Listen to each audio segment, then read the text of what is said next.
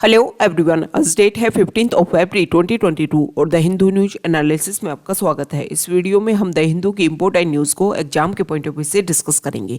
नीचे description box में Telegram channel Volcano IAS academy का लिंक दिया हुआ है। आप Telegram channel Volcano IAS academy के साथ में जुड़ सकते हैं। वहाँ पर हर exam means UPSC, state PSC and other exams के पॉइंट ऑफ व्यू से काफ़ी इंपॉर्टेंट इन्फॉर्मेशन आप सभी के साथ में शेयर की जाती है। तो चलो स्टार्ट करते हैं। वीडियो को स्टार्ट करेंगे एक ज्योग्राफिकल मैप क्वेश्चन के साथ में। और आज आपका क्वेश्चन ये है कि माजुली आइलैंड को आपको मैप में व्यू करना है, फिर इससे रिलेटेड हर इंपॉर्टेंट फैक्ट्स को एंड इन्फॉर्मेशन को कमेंट बॉक्स में टाइप करना है।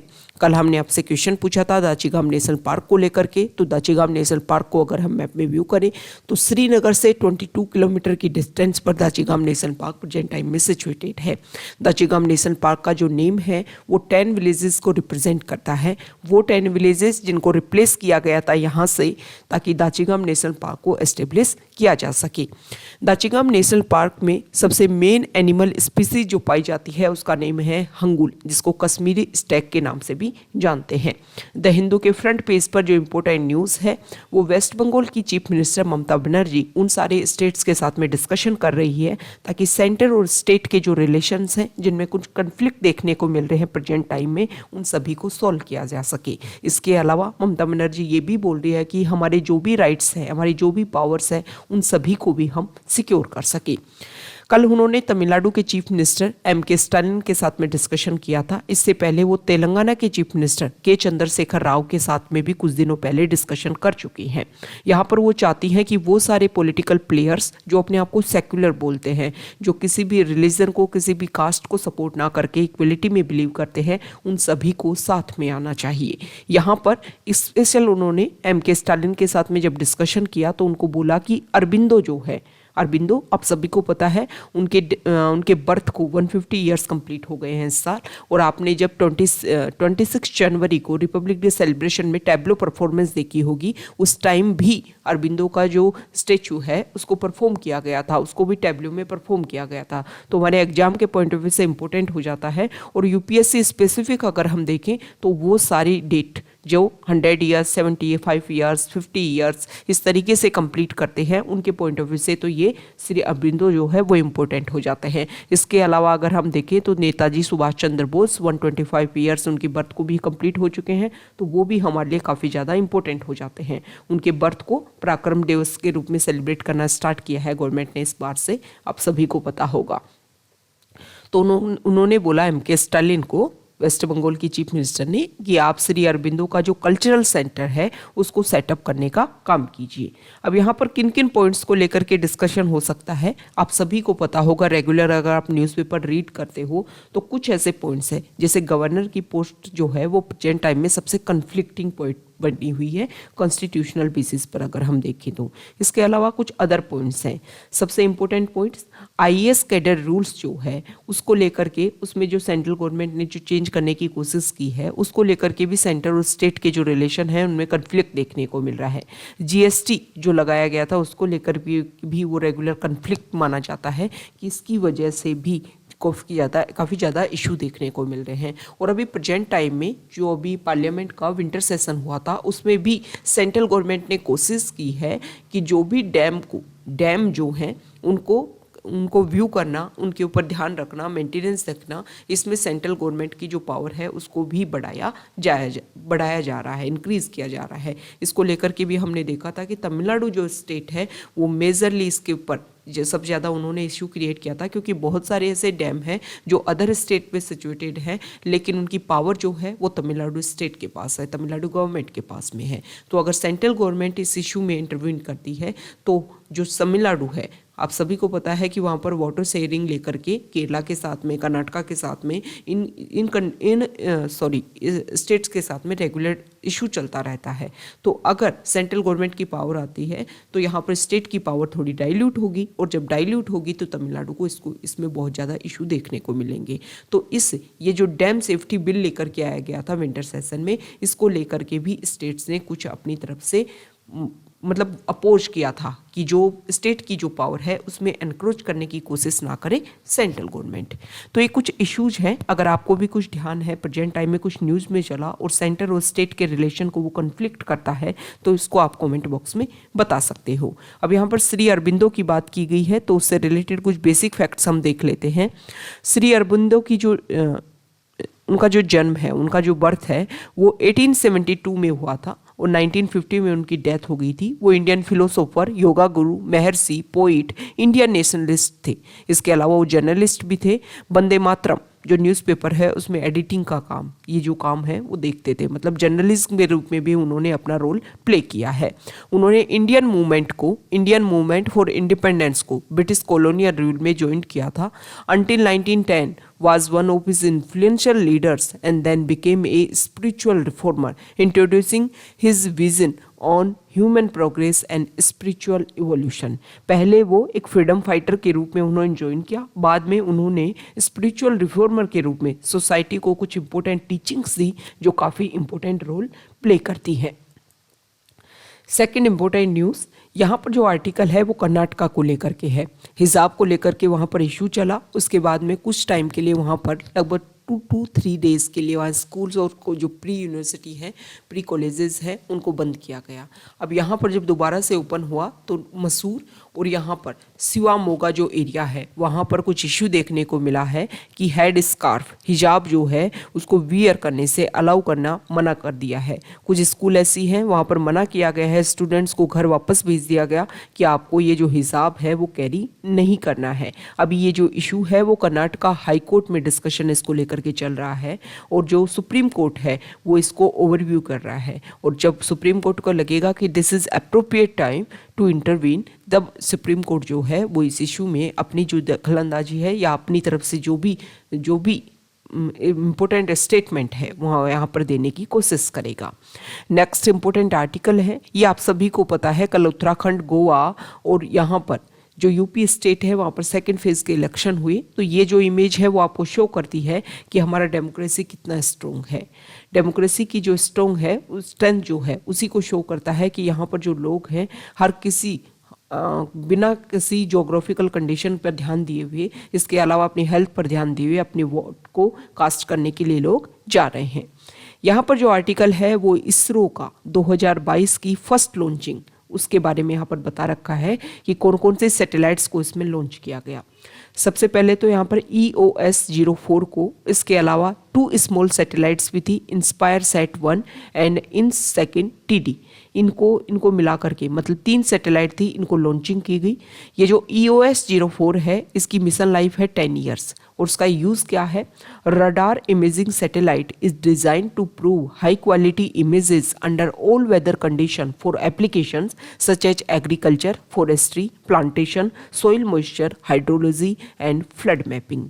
मतलब कोई भी तरीके का एटमॉस्फेयर हो, कोई भी तरीके की वेदर कंडीशन हो, चाहे बारिश हो रही हो, चाहे सर्दी गिर रही हो, हर समय एक हाई क्वालिटी की इमेज हमें मिल सके अर्थ की, ताकि जो अदर इश्यूज हैं जैसे agriculture sector, forestry, plantation, soil moisture, hydrology, flood mapping, इन सारे सेक्टर में हम उन इमेजेस का यूज़ करते हुए वर्क कर सके। सेकेंड जो यहाँ पर सैटेलाइट है वो इंस्पायर सैट 1 है और इसकी मिशन लाइफ है 1 ईयर। इसको इसलिए लॉन्च किया गया था कि जो आइनोस्फीयर है उसकी जो डायनेमिक्स है उसको अंडरस्टैंड किया जाए और सन की जो कोरोनल हीटिंग प्रोसेसेस है उसको भी स्टडी किया जा सके। इस सैटेलाइट को Indian institute of space science and technology के द्वारा एसोसिएशन किया गया है कि यूएस की एक यूनिवर्सिटी है, ठीक है, उसके साथ में मिल करके यहाँ पर देखिए सिंगापुर और ताइवान, इनकी जो कुछ स्पेशल यूनिवर्सिटी है, space physics at university Colorado जो है वहाँ पर, और सिंगापुर और ताइवान, इन सभी ने मिलकर के ये जो कोलेब्रेशन के तहत जो है इस सैटेलाइट को बनाया है। ये जनरल अवेयरनेस के लिए या इस तरीके के जो एग्जाम में क्वेश्चंस है वो काफ़ी कम पूछे जाते हैं। स्पेसिफिक जैसे इंस्पायर सैट 1, इसका जो क्या ऑब्जेक्टिव क्या है इसको लेकर के फोकस करके पूछ लिया जाएगा। ओके, INS-2 TD जो है ये इसकी 6 मंथ्स की मिशन लाइफ है और ऐसा बोला जा रहा है कि लास्ट ईयर इंडिया और भूटान ने एक एग्रीमेंट किया था कि हम मिल करके हम भूटान की जो सैटेलाइट है उनको लॉन्च करने में इंडिया हेल्प करेगा। ऐसा बोला जा रहा है कि उसी का एक प्रीकर्सर है और इसमें कोशिश किया जा रहा है कि जो थर्मल इमेजिंग कैमरा है इसको पेलोड के साथ में भेजा गया है ताकि जो land surface temperature, water surface temperature of wetlands और लेक्स, यहाँ पर delineation of vegetation, crops and forest and thermal inertia day and night, इन सभी को यहाँ पर रीड किया जा सके, जिसके लिए इस सैटेलाइट को भेजा गया है। अब यहाँ पर इसरो की बात हुई है तो इसरो को लेकर के कुछ बेसिक फैक्ट्स हम व्यू कर लेते हैं। वैसे तो हम बहुत बार डिस्कस कर चुके हैं। इंडिपेंडेंस के बाद में विक्रम साराभाई जैसे इम्पोर्टेंट साइंटिस्ट उन्होंने हमारी गवर्नमेंट को अवेयर किया कि अगर हम चाहते हैं हमारी कंट्री को डेवलप्ड कंट्री बनाना और उसके बाद में डेवलपिंग कंट्री से डेवलप्ड कंट्रीज़ की तरफ अगर हम अग्रसर होना चाहते हैं तो हमें स्पेस एरिया में बहुत सारे डेवलपमेंट करने होंगे और इसी के लिए 1962 में इनको स्पार नाम से एक ऑर्गेनाइजेशन बनाया जाता है। ये जो इनको स्पार ऑर्गेनाइजेशन था ये शुरुआत में डिपार्टमेंट ऑफ एटॉमिक एनर्जी के अंडर आता था। 1969 में इस इनको स्पार का नेम चेंज करके ही इसरो नाम चेंज कर दिया गया और फिर 1972 में हमारी जो गवर्नमेंट है उन्होंने डिपार्टमेंट ऑफ स्पेस बनाया और फिर जो इसरो है उसको डिपार्टमेंट ऑफ स्पेस के अंडर ले आए। तो ये हमने इसरो की एक जो टाइमलाइन हिस्ट्री है वो इस तरीके से स्टार्ट हुई। प्रेजेंट टाइम में आपके लिए क्या न्यूज़ में है कि जो भी इसरो के इम्पोर्टेंट सेंटर, सैटेलाइट सेंटर हैं, जैसे श्रीहरिकोटा है, आप सभी को पता होगा कि जो हमारा आंध्र प्रदेश स्टेट है वहाँ पर ये सिचुएटेड है। तो जो भी ऐसे इम्पोर्टेंट सैटेलाइट सेंटर हैं वो आपको पता होना चाहिए कि कौन कौन से जो स्टेट में हैं वो रिप्रेजेंट करते हैं। नेक्स्ट इम्पोर्टेंट न्यूज़ यहाँ पर देखिए पेज नंबर 5 पर। यहाँ पर जो आर्टिकल है पेज नंबर 1 पर ही जो सैटेलाइट से रिलेटेड जो आर्टिकल है इसी में यहाँ पर बताया गया है कि सन सिंक्रोनस ऑर्बिट के तहत ये जो सैटेलाइट हैं वो वर्क करेंगी। अब ये सन सिंक्रोनस ऑर्बिट क्या होता है, इसमें जो सैटेलाइट है वो इस तरीके से जाकर के फिक्स होती है कि ऑल ईयर जब जब समय चेंज होगा, जब जब जो अर्थ है वो सेम टाइम पे सेम तरीके से अर्थ का रोटेट, मतलब अर्थ को इस तरीके से रोटेट करेगी कि सेम टाइम पर सन को भी उसी टाइम फेस करेगी। मतलब जैसे इस साल जो है प्रेजेंट टाइम में जनवरी में जिस टाइम पर सन के सामने जो सैटेलाइट जो है वो आएगी उसी टाइम जो है नेक्स्ट ईयर भी उसी टाइम सेम टाइम जो है वो अपने आप को परफॉर्म करेंगी। मतलब सन को फिक्स करके एक तरीके से जो सैटेलाइट है उसका टाइम इस तरीके से शेड्यूल किया जाता है कि अर्थ के साथ में उसका रोटेशन और सन के साथ में जो रोटेशन है उसको एक तरीके से फिक्स करने की कोशिश की जाती है। नेक्स्ट इंपोर्टेंट आर्टिकल है पेज नंबर 5 पर। यहाँ पर जो आर्टिकल है वो केरला का जो सिल्वर लाइन प्रोजेक्ट है उसको लेकर के यहाँ पर बताया गया है। कुछ टाइम पहले केरला हाई कोर्ट की एक बेंच ने, सिंगल जज ने एक ऑर्डर पास किया था और ये डायरेक्शन दी थी केरला स्टेट गवर्नमेंट को कि आप जो सिल्वर लाइन प्रोजेक्ट है उसके लिए जो लैंड का आप सर्वे कर रहे हो उसको एक तरीके से रोकने की कोशिश की थी। उसके बाद में स्टेट गवर्नमेंट ने सिंगल जज का जो डायरेक्टिव आया उसके खिलाफ में बेंच का जो रिजल्ट है उसको केरला हाई कोर्ट में फाइल किया, इसके खिलाफ में अपील फाइल की और वहाँ का जो हाई कोर्ट है उन्होंने अलाउ किया है, उन्होंने बोला है कि स्टेट्स के पास में पावर होती है सर्वे करने की और आप जो भी सर्वे है वो आप कर सकते हो। Silver line project present time में काफ़ी ज़्यादा न्यूज़ में है। ये जो सिल्वर लाइन प्रोजेक्ट है इसमें कोशिश की जा रही है कि सेमी स्पीड रेल लाइन यहाँ पर बनाई जाए ताकि जो केरला स्टेट है उसको नॉर्थ टू साउथ जो है वो आप कनेक्टिविटी दे सको। तो इस तरीके से रेलवे लाइन बनाने की कोशिश की जा रही है, लेकिन इसको लेकर के काफ़ी ज़्यादा अपोज किया जा रहा है। जो प्रोटेस्टर्स हैं उनका बोलना ये है कि ये जो रेलवे लाइन आप यहाँ पर एस्टेब्लिश करने की कोशिश कर रहे हो इसको लेकर के आपने हमसे अप्रूवल ही नहीं लिया, आपने हमें पहले बताया ही नहीं कि हमारी जो लैंड की आप मैपिंग कर रहे हो वो किस प्रोजेक्ट के लिए कर रहे हो। एक तो इनका सबसे बड़ा कंसर्न ये है। दूसरा कंसर्न ये है कि यहाँ पर जो प्रोटेस्टर हैं उनका बोलना ये है कि हमारा जो केरला स्टेट है उसके पास में इतना मनी है ही नहीं कि आप इतना बड़ा प्रोजेक्ट एस्टेब्लिश कर पाओ। लेकिन इसके लिए जो गवर्नमेंट है उसका ये बोलना है कि ये जो प्रोजेक्ट है वो सिर्फ और सिर्फ केरला स्टेट गवर्नमेंट का नहीं है, इसमें इंडियन रेलवे जो है, रेलवे डिपार्टमेंट जो है वो भी इसमें हेल्प करेगा। ओके, यहाँ पर एक इशू ये भी है कि ये जो केरला स्टेट है वो बहुत ही डेंसली पॉपुलेटेड स्टेट है। तो अगर आप यहाँ से इस तरीके का प्रोजेक्ट लाते हो तो बहुत सारे लोगों के जो हाउसेज हैं, ओके, और यहाँ पे हमने देखा है कि यहाँ पर घर बनाने के लिए बहुत सारे लोगों ने एक तरीके से बैंक से लोन ले रखा है। तो इसका मतलब ये है कि अगर गवर्नमेंट यहाँ से रेलवे प्रोजेक्ट बनाती है तो एग्रीकल्चर लैंड, लोगों के जो घर हैं वो डिस्ट्रॉय होंगे। फिर उनको कंपनसेट करने के लिए, घर जो आप किसी का घर डिस्ट्रॉय कर रहे हो तो उसको कंपनसेट करने के लिए आपको अच्छा खासा पैसा देना होगा। तो प्रोटेस्टर ये बोल रहे हैं कि इससे जो बर्डन जो है, ये जो प्रोजेक्ट है इसकी जो मतलब इसमें जितना अमाउंट लगना था, जितना इसमें कॉस्ट लगना था, वो उससे ज़्यादा भी इसकी कीमत जो है, प्राइस जो है वो इंक्रीज हो जाएगा। और एक तरीके से इनडायरेक्टली जो है गवर्नमेंट के ऊपर, स्टेट के ऊपर जो बर्डन है वो क्रिएट होगा। अब यहाँ पर अगर हम बात करें तो 2011 की जो सेंसस है उसके डाटा ये शो करते हैं कि 3rd नंबर पर आता है केरला स्टेट, जो डेंसली पॉपुलेटेड है। मतलब डेंसली पॉपुलेटेड मतलब एरिया के अकॉर्डिंग जो यहाँ पर पॉपुलेशन की संख्या है वो ज़्यादा है। एक किलोमीटर में कितनी पॉपुलेशन रहते हैं, कितने लोग रहते हैं, ये एक तरीके से डेंसिटी को शो करता है। ओके, इसके अलावा यहाँ पर ये भी बोला गया है कि जो हमारी एग्रीकल्चर लैंड है, जो हमारे बायोडाइवर्सिटी प्रोजेक्ट्स हैं, इसके अलावा हमारे फॉरेस्ट वाले रीजन हैं, इसको भी आप डिस्ट्रॉय करोगे। ओके, और आपने अभी देखा होगा कि ई श्रीधरन जो है, जिनको मेट्रो मैन के नाम से इंडिया में जानते हैं, उन्होंने भी हमारे रेलवे मिनिस्टर के साथ में डिस्कशन किया था कि ये जो प्रोजेक्ट है इसकी दोबारा से मैपिंग होनी चाहिए, दोबारा से सर्वे होना चाहिए, क्योंकि बहुत सारे हमारी जो स्ट्रेटजीज हैं उनको डिस्ट्रॉय करने का ये काम करेगा। तो अगर इसमें कुछ चेंजेस किए जाएँ, कुछ बेसिक रूल पर कुछ इसमें नई चीज़ें इंसर्ट की जाएँ और पुरानों को अवॉइड करने की कोशिश की जाए, तो यहाँ पर बहुत सारे इश्यूज को हम कम कर सकते हैं।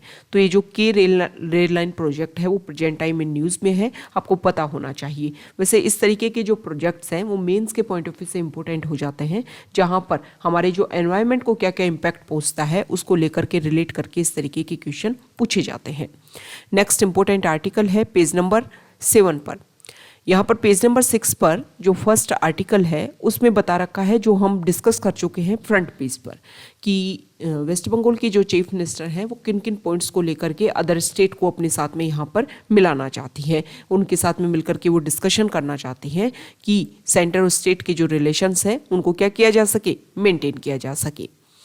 पेज नंबर 7 पर जो आर्टिकल है वो रिलेटेड है आईएएस कैडर रूल्स को जो अभी चेंज करने की कोशिश की है सेंट्रल गवर्नमेंट ने, उसको लेकर के यहाँ पर बता रखा है।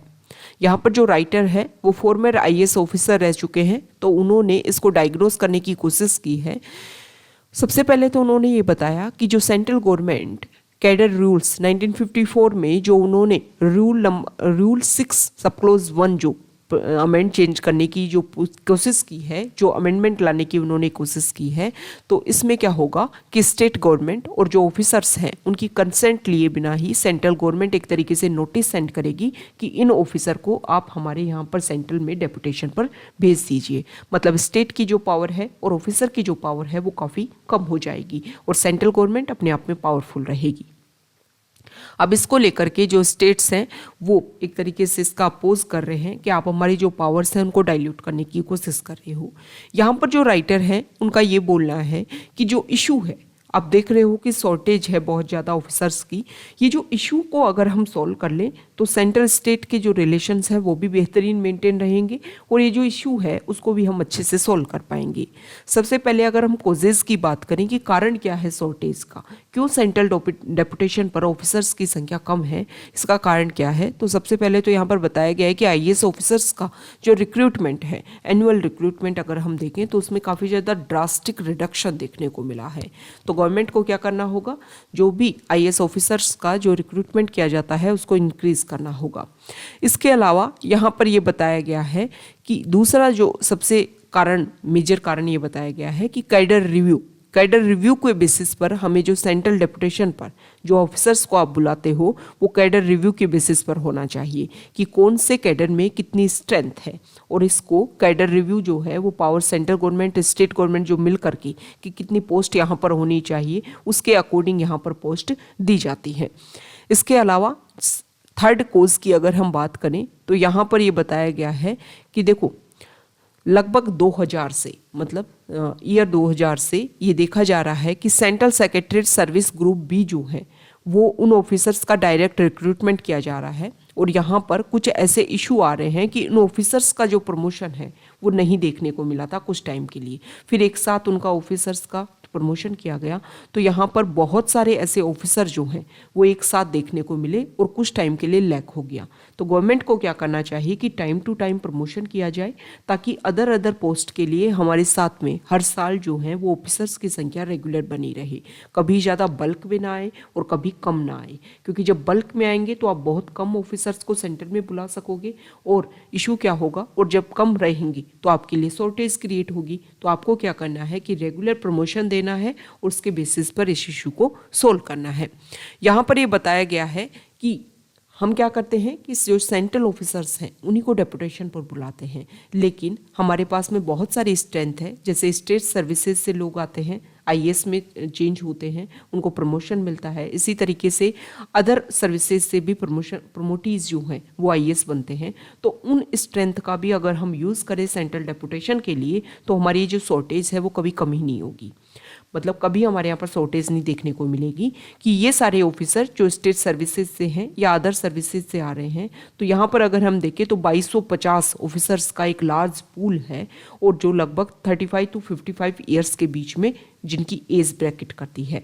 तो उनका जो फील्ड एक्सपीरियंस है, जो भी उनकी स्टेट में जो भी, जैसे किसी स्टेट को फोकस करके आपको कुछ स्ट्रेटजी बनानी है तो आप उस ऑफिसर का यूज़ कर सकते हो जो उस स्टेट को बिलोंग करते हैं। ओके और स्पेसिफिक जो इसके स्टेट सर्विसेज से जो है तो उन्होंने ग्राउंड लेवल पर अच्छे से हर चीज़ को जानते होंगे, तो उनका हम काफ़ी ज़्यादा यूटिलाइजेशन कर सकते हैं और ये जो इशू है शॉर्टेज की उसको भी सॉल्व कर सकते हैं।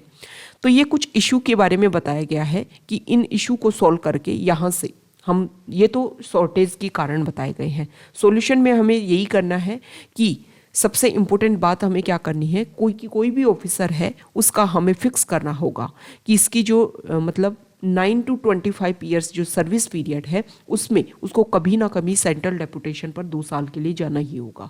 उसके बाद में उसका प्रमोशन कुछ इस तरीके से फिक्स किया जाए कि सेंट्रल डेपुटेशन जाना आपके लिए अनिवार्य है, और वो आप जितना जल्दी कंप्लीट करोगे, आपका जो भी प्रोसीजर है 9 to 25 ईयर्स जो आपकी सर्विस पीरियड है उसमें आप कंप्लीट करोगे तो आपका प्रमोशन कुछ अलग तरीके से किया जाएगा।